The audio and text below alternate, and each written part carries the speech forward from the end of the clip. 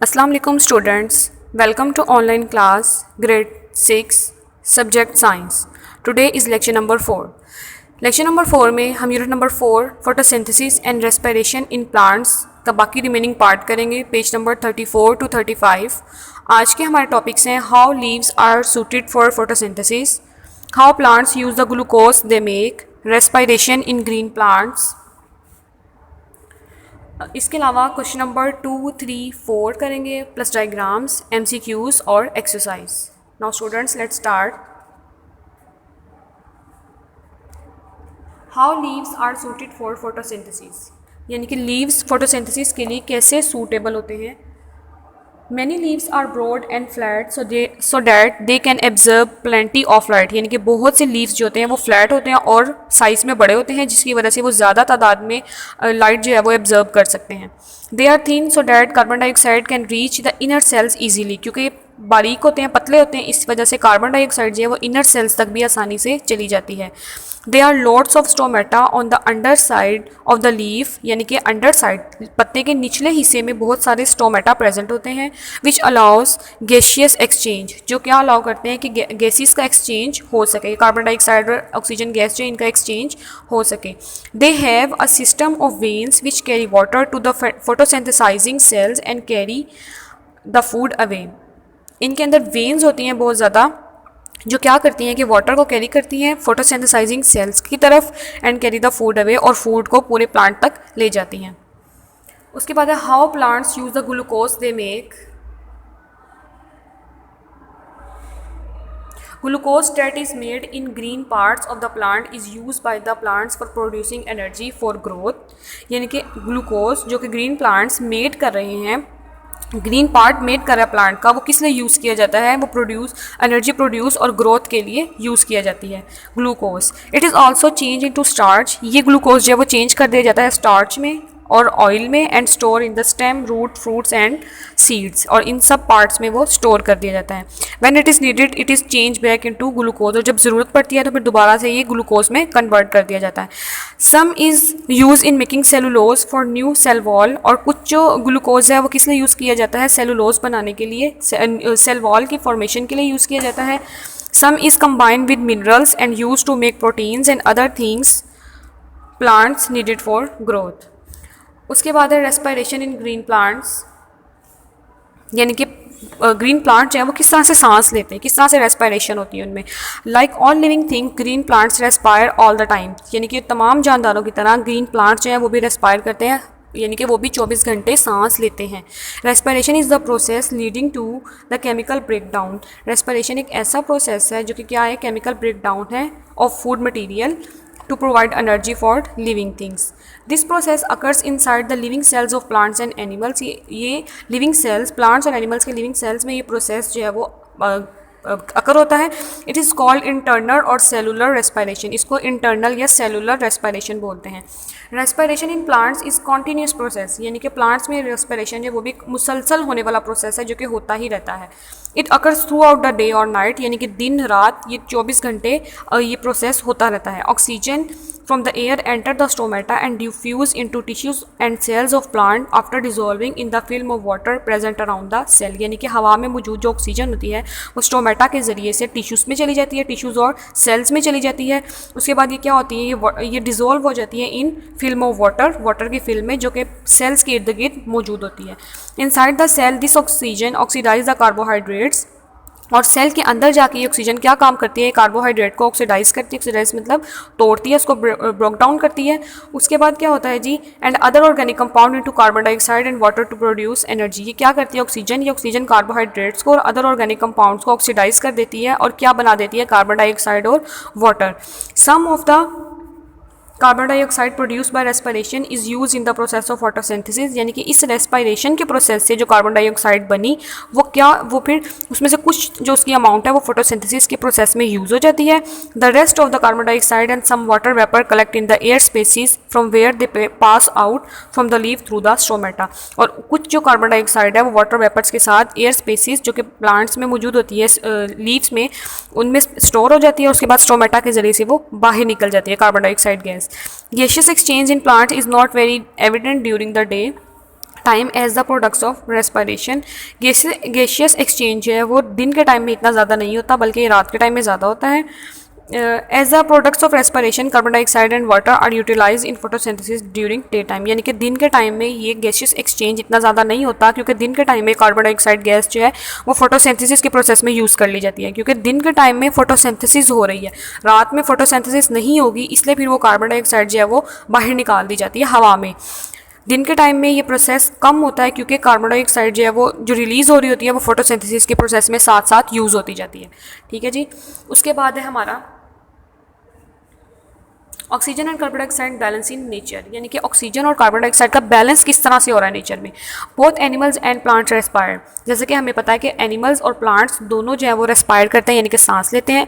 They take in oxygen and give out carbon dioxide, और ये भी हमें पता है कि सांस किस तरह से लेते हैं प्लांट्स हैं ये एनिमल्स, वो क्या करते हैं ऑक्सीजन को अंदर लेके जाते हैं और कार्बन डाइऑक्साइड गैस को रिलीज करते हैं। Photosynthesis and respiration work in opposite ways to change the amount of oxygen and carbon dioxide in the air. Photosynthesis और रेस्पिरेशन जो दोनों ऑपोजिट वेज हैं जो चेंज करते रहते हैं अमाउंट को ऑक्सीजन और कार्बन डाइऑक्साइड की हवा में। In nature the amount of oxygen and the amount of carbon dioxide in the air must stay in the same proportion for living things to be healthy, यानी कि हवा में oxygen और carbon dioxide दोनों की मिकदार सेम होनी चाहिए। अगर कार्बन डाइऑक्साइड ज़्यादा होगी तो भी प्रॉब्लम, और अगर ऑक्सीजन ज़्यादा होगी तो भी प्रॉब्लम, यानी कि दोनों बराबर होनी चाहिए। Photosynthesis and respiration help to keep the composition of air the same over long period of time, यानी कि फोटोसिंथेसिस और रेस्पिरेशन के जरिए से ये नेचर जो है वो बैलेंस रहती है। उसके बाद ये डायग्राम है नीचे, यहाँ से आप देख रहे हैं कि एनिमल्स जो है वो रेस्पिरेशन इन एनिमल्स दिखाई गई है और रेस्पिरेशन इन प्लांट्स दिखाई गई है। दोनों क्या कर रहे हैं, कार्बन डाइऑक्साइड गैस को रिलीज़ कर रहे हैं और ऑक्सीजन को हवा में से ऑक्सीजन को अंदर लेके जा रहे हैं। अब वो कार्बन डाइऑक्साइड जो एनिमल्स ने और प्लांट्स ने रिलीज़ की वो कहाँ यूज़ हो गई, फोटोसिंथेसिस में। फोटोसिंथेसिस का बाई प्रोडक्ट ऑक्सीजन है। फोटोसिंथेसिस से क्या है, जब फोटोसिंथेसिस का प्रोसेस होता है कार्बन डाइऑक्साइड गैस जो है वो यूज़ होती है और ऑक्सीजन गैस रिलीज़ होती है। ठीक है, और ऑक्सीजन गैस जो रिलीज़ हुई वो प्लांट्स ने और एनिमल्स ने सांस लेने के लिए इस्तेमाल की, यानी कि आपको इस साइकिल नज़र आ रहा है कि साइकिल के ज़रिए से सिस्टम जो है वो बैलेंस रहता है, क्योंकि एनिमल्स को और प्लांट्स को दोनों को ऑक्सीजन गैस की ज़रूरत होती है सांस लेने के लिए। अब ऑक्सीजन गैस कहाँ से लेते हैं, हवा में से। हवा में ऑक्सीजन कैसे आती है, फोटोसिंथेसिस के बाय प्रोडक्ट के तौर पर ऑक्सीजन गैस हवा में रिलीज़ कर दी जाती है, वो ऑक्सीजन प्लांट्स और एनिमल्स यूज़ कर लेते हैं। अब प्लांट्स और एनिमल्स जो कार्बन डाइऑक्साइड गैस रिलीज़ कर रहे हैं वो प्लांट्स फोटोसिंथेसिस के लिए यूज़ कर लेते हैं। इस तरह से ऑक्सीजन और कार्बन डाइऑक्साइड का लेवल बैलेंस रहता है नेचर में। उसके बाद आपकी एक्सरसाइज आ जाती है। एक्सरसाइज के question number 1 A to J मैंने आपको करवा दिए थे। उसके बाद आपके हैं question number 2, 3, 4 and 5। Question number 5 है, complete the following sentences by filling the blanks. Respiration is a process which take place dash the time, all the time. B है, photosynthesis is a process which occurs only during the dash time. Photosynthesis सिर्फ दिन के वक्त होता है, ये ऐसा process है, तो यहाँ क्या आएगा, डे टाइम। C में है, respiration release energy from dash, food और कार्बोहाइड्रेट्स। रेस्पिरेशन फूड और कार्बोहाइड्रेट्स को ब्रेक डाउन करके एनर्जी को रिलीज करती है। Photosynthesis use light energy to make dash, glucose. D में आएगा ग्लूकोज। ई है, during respiration dash and dash are needed while dash and dash are produced. तो during respiration food and oxygen needed while carbon dioxide and water are produced. F में आएगा, during photosynthesis dash and dash are taken in while dash and dash are produce. Photosynthesis में carbon dioxide and water को taken in किया जाता है while glucose and oxygen are produced. उसके बाद है question number 6, comparing the photosynthesis and respiration, complete the following table. एक table में आपको दिया गया फोटोसिंथेसिस और एक कॉलम है आपका रेस्पिरेशन का। आपने बताना है कि इनमें से कौन सा प्रोसेस फोटोसिंथेसिस में होता है और कौन सा रेस्पिरेशन में और कौन सा दोनों में। Take place in all living cells. Photosynthesis जो है क्या वो ऑल लिविंग सेल्स में टेक प्लेस होती है और रेस्पिरेशन भी, जी दोनों में यस आएगा। फोटोसिंथेसिस भी तमाम सेल्स में होती है और रेस्पिरेशन भी तमाम सेल्स में होती है, दोनों में यस आएगा। नीड्स क्लोरोफिल, फोटोसिंथेसिस के लिए क्लोरोफिल की ज़रूरत होती है इसलिए यहाँ पे यस आएगा, लेकिन रेस्पिरेशन के लिए क्लोरोफिल की ज़रूरत नहीं होती इसलिए यहाँ पे नो आएगा। उसके बाद टेक प्लेस इन डार्क और इन लाइट। फोटोसिंथेसिस हमने पढ़ा कि डार्क में यानी कि रात के वक्त फोटोसिंथेसिस का प्रोसेस नहीं होता, जबकि रेस्पिरेशन 24 आवर्स यानी कि दिन और रात हर वक्त रेस्पिरेशन होती रहती है। तो फोटोसिंथेसिस में नो आएगा, रेस्पिरेशन में येस आएगा। ऑक्सीजन इज गिवन आउट और यूज अप, फोटोसिंथेसिस में गिवन आउट, रेस्पिरेशन में used up. Carbon dioxide is use और गिवन आउट, फोटोसिंथेसिस में यूज्ड और रेस्पिरेशन में given up. Food is needed photosynthesis के लिए नो, रेस्पिरेशन के लिए yes. Energy is given out, photosynthesis के लिए नो, रेस्पिरेशन के लिए येस। उसके बाद आपको question number 2, draw a diagram to show how the cycle of photosynthesis and respiration helps maintain a balance in the atmosphere. उसमें आपको ये साइकिल की डायग्राम बनेगी। ये डायग्राम आपने ड्रॉ करनी है, आपने ये डायग्राम पेस्ट नहीं करनी, ड्रॉ करनी है। यही आपका क्वेश्चन नंबर 2 का आंसर है। Question number 3, how would you demonstrate that oxygen is produced by photosynthesis by experiment, यानी कि एक्सपेरिमेंट के जरिए से आपने ये शो करना है। इसका आंसर ये है experiment. To show that oxygen is produced by photosynthesis, take a beaker, pour some water into it. Now place a funnel inverted onto it and cover the funnel with a test tube. Now put a seaweed under the funnel. After 3 to 4 hours, you see bubbles coming out from the weed and gas will displace water by downward displacement. Collect the gas and test it with a burning candle. The flame will be more shiny, which shows the presence of oxygen in the test tube. It proves that oxygen gas is produced during photosynthesis. इसकी आपने diagram भी इस तरीके से ही बनानी है, लेकिन आपको पता है कि पेपर्स में डायग्राम आप पेन से बनाते हैं, कॉपीज़ में आप पेंसिल से ड्रॉ करेंगे, लेकिन पेपर्स में आपने पेन से ड्रॉ करनी है। आपके क्वेश्चन नंबर 3 का आंसर है। Question number 4, do plants respire, spot your answer by referring to an experiment. सबसे पहले इसकी डायग्राम आ जाएगी, एक्सपेरिमेंट की डायग्राम। ये आप स्टार्ट में भी बना सकते हैं, एंड में भी बना सकते हैं, लेकिन पेपर्स में आपने इसको पेन से ड्रॉ करना है। Take 4 test tubes with lime water in them, यानी कि 4 टेस्ट ट्यूब्स लें जिनमें लाइम वाटर हो। Take a potted plant and put a leaf on off it in one of the test tube. इनमें से एक में आपने क्या करना है, एक लीफ डाल देना है। Now cover the test tube with black paper, और उनमें से एक को ब्लैक पेपर से कवर कर देना है। Put another leaf of potted plant in another test tube. फिर एक दूसरी टेस्ट ट्यूब में आपने लीफ लेना है और उसको भी टेस्ट ट्यूब में डाल देना है। After some time you will observe that the lime water in the test tube has turn milky, while in other test tube there is no reaction at all. The milkiness of lime water shows presence of carbon dioxide due to respiration in plants. इसकी equation क्या है, calcium hydroxide यानी कि lime water plus carbon dioxide, इससे क्या बन रहा है, कैल्शियम कार्बोनेट प्लस वाटर। इसका टेबल भी आपने ऐसे ही बनाना है। अपीयरेंस ऑफ लाइम वाटर, ए में नो रिएक्शन। ये 4 टेस्ट ट्यूब्स क्योंकि हमने ली थी इसलिए इन 4 टेस्ट ट्यूब्स का हम बता रहे हैं। No reaction turn milky.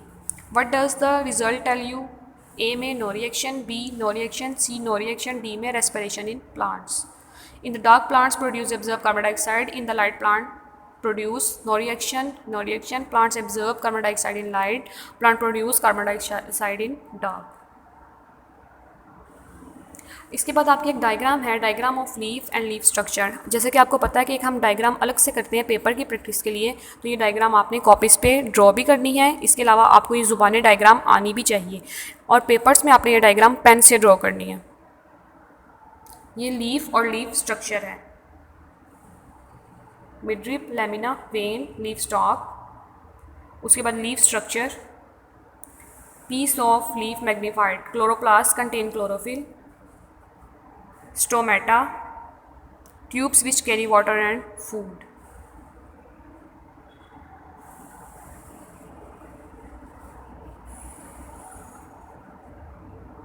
उसके बाद आपके MCQs हैं।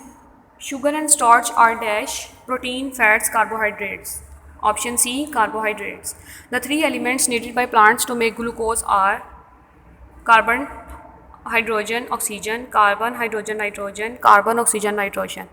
Right option is A, carbon, hydrogen and oxygen.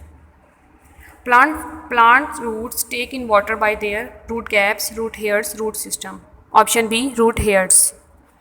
Water is transported in plants by dash, xylem, phloem, and phloem. Option A, xylem.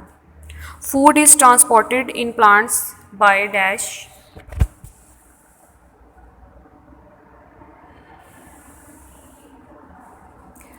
Xylem, phloem, xylem and phloem. Option B, phloem. Stomata is usually present on the dash surface.